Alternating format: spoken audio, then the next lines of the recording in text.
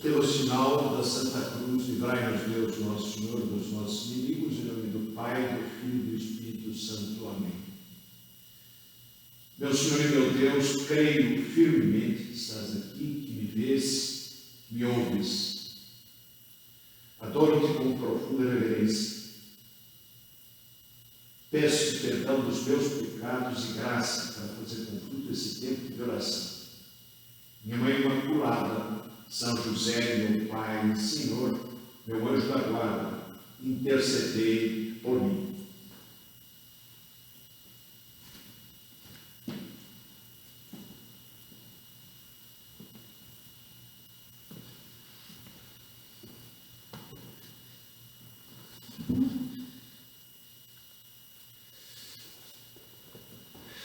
Nosso Senhor não costumava elogiar as pessoas na sua presença, certamente porque não queria deixá-las vaidosas. Algumas vezes o fazia, mas era raro. Agora, isso não quer dizer que não apreciasse as qualidades morais dos seus interlocutores, não se entusiasmasse até com as qualidades morais dos seus interlocutores. Assim, por exemplo, olhou com um imenso carinho para aquele jovem que não queria permanecer na mediocridade, que tinha um afã de superação, embora depois tenha falhado. Ficou impressionadíssimo com a generosidade da pobre viúva que depositou tudo que tinha no tesouro do templo. Jesus admirava essas coisas, se empolgava com essas virtudes. No caso da viúva, quis que todos os apóstolos contemplassem a cena porque era esplêndida. Mas ainda, quando o interessado não estava presente, Jesus não hesitava em elogiar as outras pessoas, em elogiar essa pessoa, em louvar as suas virtudes. Foi o caso do grande elogio que fez, e nesse elogio nós vamos nos deter, de São João Batista. O que Jesus disse é impressionante, disse que nada mais, nada menos, ele era o maior dentre os nascidos de mulher, ou seja, o homem com qualidades morais mais elevadas, com qualidades naturais mais elevadas que jamais existiu. Um homem naturalmente muitíssimo bem dotado. E por quê? Porque era forte. Porque tinha a virtude da fortaleza. Aquilo que entendemos por fortaleza, aquilo que os clássicos entendiam, não no sentido de força física, mas era um homem forte, de caráter forte, de personalidade, com a virtude da fortaleza. Uma virtude que tem duas vertentes. A primeira delas é a coragem para enfrentar os obstáculos, para avançar, superando dificuldades de todos os tipos. E a segunda vertente é a capacidade de se resistir aos embates da vida sem esmorecer, sem exasperar-se, sem afundar-se diante do embate. Tão importante considerava essa virtude que, após elogiar o Batista, acrescentou: o reino dos céus padece violência, e os violentos são os violentos que o arrebatam. É claro que Jesus Cristo não se referia à violência no sentido em que normalmente se dá essa palavra nos dias de hoje, as pessoas que têm reações desproporcionadas, que agridem. Quando falava de violência, estava falando de fortaleza. O reino dos céus, assim podemos entender as suas palavras, o reino dos céus requer fortaleza para ser conquistado. E são justamente os homens fortes, como João Batista, os que são capazes de conquistá-lo. São os homens fortes que são capazes de alcançar a felicidade nesta terra e a bem-aventurança final no céu. Só os homens fortes são felizes, só os homens fortes conquistam o céu. Os homens fortes como São João Batista, é isso que Jesus Cristo quis dizer. Pois então, podemos agora examinar em que consistem essas duas vertentes, mais em detalhe, em que consistem essas duas vertentes da fortaleza, a que nós referimos um pouquinho antes e que tanto agradaram a Jesus, concretamente na figura de João Batista. Em primeiro lugar, a coragem. E a respeito do que é coragem, não é preciso dar grandes explicações. Ante a dificuldade, o que é um homem corajoso? Um homem corajoso é aquele que não se apequena diante das dificuldades que todas as obras que valem a pena, todas as ações que valem a pena sempre implicam. Para conquistar metas que valem, é preciso enfrentar dificuldades, é preciso atrever-se, é preciso saber arriscar. Quem é o homem forte? É aquele que não deixa de fazer alguma coisa simplesmente porque há um risco de se equivocar. O homem forte é aquele que se atreve, é o homem que sabe correr riscos quando o risco é razoável. O homem forte é aquele, no sentido de corajoso, nessa primeira vertente da virtude, é aquele que é capaz de superar o medo que é natural sentir ante o sofrimento físico ou o sofrimento moral, que são inevitáveis quando se trata de fazer algo que realmente valha. Quem sabe, diante desses conceitos tão básicos, podemos examinarmos, podemos pensar um pouquinho, será que Jesus Cristo vê em mim a coragem de São João Batista? Será que Jesus Cristo vê em mim essa capacitação para conquistar a felicidade, para conquistar a bem-aventurança, que era admirável no precursor? Será que eu sou um homem corajoso ou será que eu sou um homem covarde? Tenho sido corajoso nos últimos tempos? Tenho sido corajoso nas minhas atitudes ou tenho sido covarde? Ninguém gosta de reconhecer as próprias covardias, pois eu gostaria que agora nós fôssemos sinceros diante de Deus e respondêssemos com franqueza, sem medo da verdade, a algumas perguntas que podem evidenciar se nós temos essa vertente da virtude da fortaleza, que é a coragem. É corajoso quem é capaz de tocar, por exemplo, com o cônjuge, temas melindrosos, temas difíceis. O covarde evita, o covarde sabe que precisaria falar determinadas coisas com calma, com caridade, sabe que precisaria abordar temas a respeito dos quais há uma divergência e, no entanto, não o faz, porque tem medo do sofrimento moral, no caso, que pode provocar um dissabor, um momento de tensão, uma dificuldade no relacionamento. Né? Sabe que esses pontos de discordância que não são resolvidos só vão piorando com o tempo, só vão se agravando com o tempo, e que, portanto, é preciso abordá-los em algum momento. No entanto, não o faz. Por quê? Por covardia, porque tem medo do sofrimento moral que provoca o viver uns momentos tensos, momentos de tensão. É corajoso quem é capaz de corrigir com mansidão, com serenidade, com humildade aqueles que estão no erro. É covarde aquele que não corrige simplesmente porque se é difícil aceitar uma correção que nos é feita, mais difícil ainda é fazer uma correção que nós sabemos que vai provocar sofrimento na outra pessoa, que pode levar a outra pessoa a pensar que nós não a queremos como de fato queremos. Será que eu sou corajoso ou que eu sou covarde quando se trata de corrigir? Será que eu sou corajoso quando se trata de tomar com prontidão atitudes que necessariamente se devem tomar de um modo imediato?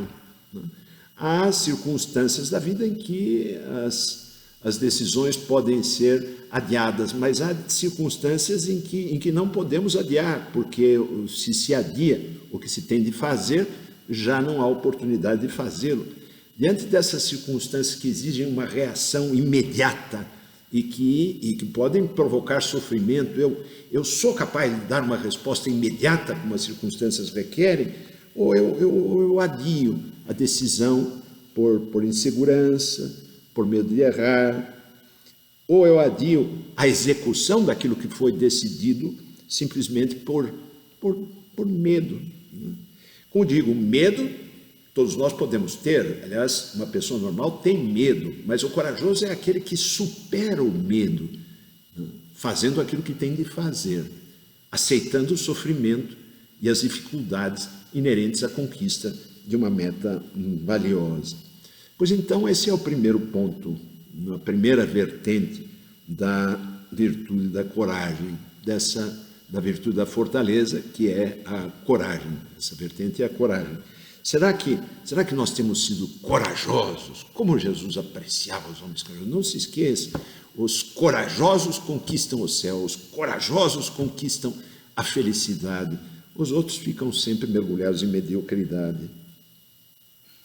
Mas quem sabe mais importante do que essa primeira vertente da virtude da fortaleza, sobre a qual acabamos de meditar, é a segunda vertente. É a segunda vertente. Pelo menos nos momentos, como o momento de agora, em particular, com a crise do coronavírus, a capacidade de resistir sem afundar-se diante das dificuldades, diante de dificuldades que nós não procuramos, diante de dificuldades que são impostas de fora e as quais não podemos impedir de surgirem. Essa é a segunda vertente, que é muito importante agora, porque quantas contrariedades, quantas dificuldades, quantas coisas que perturbam, quantas coisas que poderiam afligir, quantas coisas que poderiam tirar-nos do sério não estão acontecendo, quantas preocupações, né? O que vai ser dos meus familiares? Será que vai morrer alguém? O que vai ser das minhas economias? Será que eu vou ser capaz de me sustentar com todas essas restrições? O que será do dia de amanhã? Quem não é forte se apavora. Quem não é forte perde a serenidade. Quem não é forte, com essa segunda vertente da virtude da fortaleza, esmorece, é capaz de resistir por um tempo, é capaz de portar-se bem por um tempo, mas depois vai se desanimando, vai afrouxando, vai perdendo o bom humor. É tão necessária a segunda vertente da virtude da fortaleza. É a segunda vertente que em primeiro lugar, consiste nisso, consiste em resistir, em ter a capacidade de não fugir ante o ataque inimigo, não esconder-se diante dos problemas que vão surgindo. Aguento firme.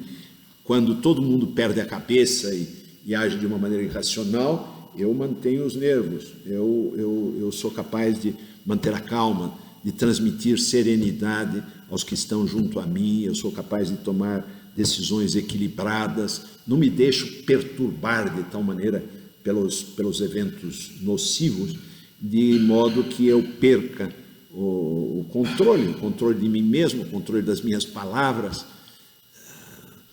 Um ambiente como esse que nós estamos vivendo de quarentena é um ambiente em que facilmente as pessoas se atritam umas com as outras, é um ambiente que surge pequenas rusgas, é um ambiente em que as pessoas se enervam, é um ambiente em que tende a haver tensões, pois um homem forte é aquele que é capaz de serenar-se ele mesmo e de serenar os outros, de transmitir confiança, paz àqueles que estão. Como é importante a virtude da serenidade, a parte da vertente, dessa segunda vertente da fortaleza, que é especialissimamente necessária nesses momentos e que Deus olha com um imenso carinho. Em todos os lares devia haver pelo menos uma pessoa serena, firme, forte, que não se assustasse, que não se diminuísse diante de tudo isso e que soubesse transmitir calma e serenidade a todos. Essa segunda vertente da virtude da fortaleza inclui a capacidade de se ser constante nos nossos esforços.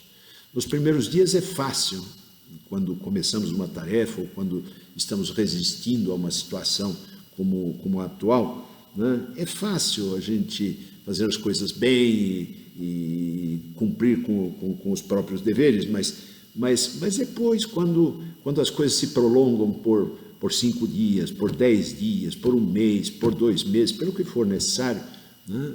Aí o homem que não é constante, que não tem a segunda vertente da virtude da fortaleza, ele vai esmorecendo, ele vai se desleixando, ele vai deixando as coisas pela metade, a meio fazer.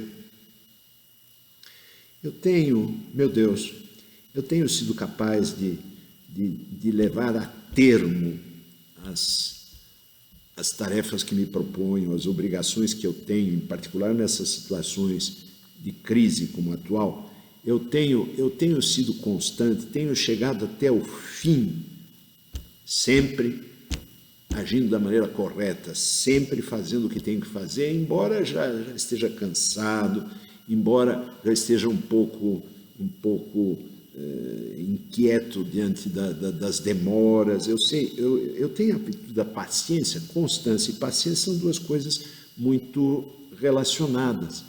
A paciência acrescenta a constância, também é uma parte da segunda vertente da virtude da fortaleza. A paciência acrescenta a constância, o bom humor. O que é um homem paciente? É um homem que mantém o bom humor, além de continuar fazendo aquilo que é preciso fazer, de fazer aquilo que é preciso fazer até o fim. Ele o faz bem-humoradamente, com um sorriso nos lábios, embora custe, embora tenha que se vencer para consegui-lo. Um conselho que eu dou de coração a todos, que eu procuro aplicar em primeiro lugar a mim e que eu dou de coração a todos os que estão vivendo esse momento, e é todo mundo, né? Que nós não percamos o bom humor. Perder o bom humor nas circunstâncias normais da vida já é coisa grave, já é coisa muito má. Mas perder o bom humor nas circunstâncias atuais é gravíssimo. Né? Sem tédio, sem queixas, sem caras compridas, sem dramatizações. O homem paciente trabalha com constância e trabalha com bom humor, faz o que deve com constância e o faz com bom humor, sem assustar-se diante do ataque do inimigo. Poderíamos perguntar, e assim já vamos encerrando essa primeira parte do nosso recolhimento, sobre os recursos de que nós dispomos para conquistar a virtude da fortaleza, porque a fortaleza humana, a fortaleza de São João Batista era a fortaleza humana, é a virtude humana que deve se conquistar, que se conquista com um processo de educação da nossa afetividade, a educação da nossa garra, com um processo de treino. Né? Como é que se conquista a virtude da fortaleza nas suas duas dimensões, principalmente na segunda? O mais importante é a preocupação de cumprir o pequeno dever de cada instante, sem adiamentos, sem desviar daquilo que é mais importante, cumprir o pequeno dever de cada momento. Como é que um homem se torna forte? Como é que um homem se torna capaz de empreender grandes batalhas. Como é que o homem se torna herói? Temos visto tantos exemplos de pessoas heróicas ao longo dessa crise do coronavírus, aquele sacerdote mártir italiano que prescindiu do respirador que ele tinha sido comprado pelos paroquianos para oferecê-lo a uma pessoa mais jovem que tinha mais chances de sobreviver, né, que ele nem conhecia, ofereceu a própria vida para salvar a vida do outro generosamente. Como é que a gente chega até a fortaleza para ser mártir, como vários profissionais de saúde, profissionais médicos, têm sido mártires nessas circunstâncias dramáticas que nós vivemos? Cumprindo o pequeno dever de cada instante. Nós seremos capazes de agir com fortaleza, com coragem, com desassombro nas ocasiões críticas, se nós agirmos com desassombro e firmeza no pequeno dever de agora. É para levantar, eu me levanto. Não é heróico levantar-se na hora, mas treina para que sejamos capazes depois de heroísmo. É para falar, eu falo. Né? É para começar o trabalho já, eu começo. Não daqui a 5 minutos, não daqui a 10 minutos, procurando ver diante de Deus o que nós temos que fazer e fazer aquilo que é preciso fazer, faça, sem contemplações, sem demoras, sem vacilar. Cumprir o pequeno dever de cada momento é treino, para que depois nós sejamos capazes dos grandes atos de valor, dos grandes atos de coragem, se for preciso até do martírio. E em segundo lugar, para se conquistar a fortaleza, essa fortaleza que agrada tanto a Jesus, essa fortaleza que é necessária para todos nos momentos de agora, o que é necessário é mortificar-nos. A mortificação cristã, por assim dizer, enrijece os músculos da alma.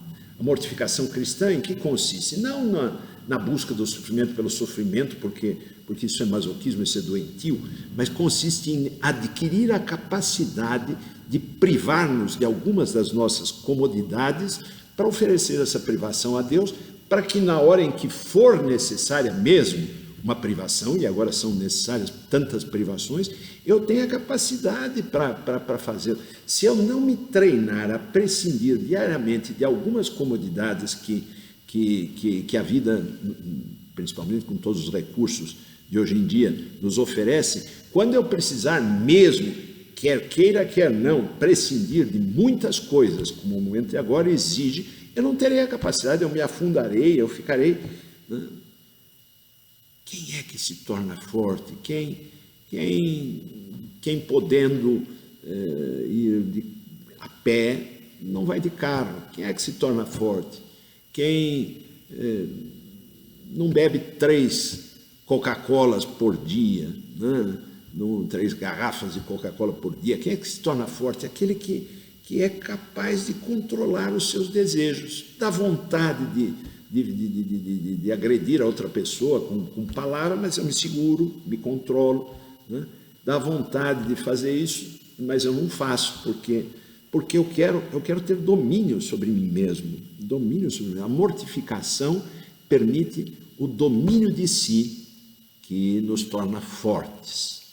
Que nós treinemos a fortaleza. Talvez os momentos de hoje, logo mais, exijam de nós fortaleza heróica, exigem de nós martírio, exigem de nós, né, um ato de bravura grande. Pois então vamos treinar-nos na quarentena, no dia a dia. Né?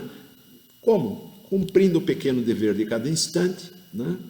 Seja ele nítido ou claro aos olhos dos outros, ou seja banal. Como? Né? Prescindindo de comodidades que seriam lícitas, mas eu tenho que ser capaz de prescindir dela nesse momento para que depois eu saiba estar à altura das circunstâncias quando forem mais exigentes. E por fim, se nós queremos mesmo ser fortes, precisamos considerar que existe uma fortaleza que é sobrenatural. que vem de Deus. Eu, por mim, se eu for como João Batista, consigo muitas coisas, mas mesmo João Batista, Jesus deixa bem claro, o menor no reino dos céus é maior do que João Batista. O homem que tem as virtudes sobrenaturais devidas à graça é maior do que São João Batista, embora João Batista fosse um prodígio natural, né? Eu preciso da fortaleza que vem de Deus, da fortaleza que vem de Deus. Aí quem nos dá exemplo é outro João, não João Batista, mas João Evangelista.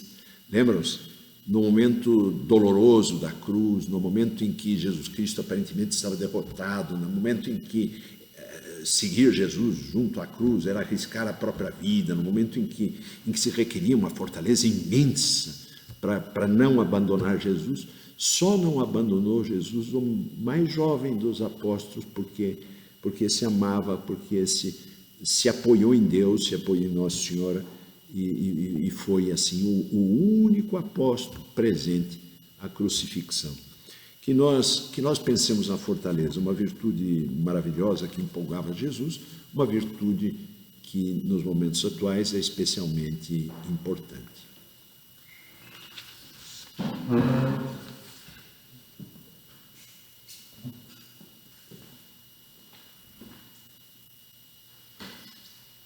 Dou-te graças, meu Deus, pelos bons propósitos, afetos e inspirações que me comunicaste nesta meditação. Peço ajuda para os pôr em prática. Minha Mãe Imaculada, São José, meu Pai e Senhor, meu anjo da guarda, intercedei por mim.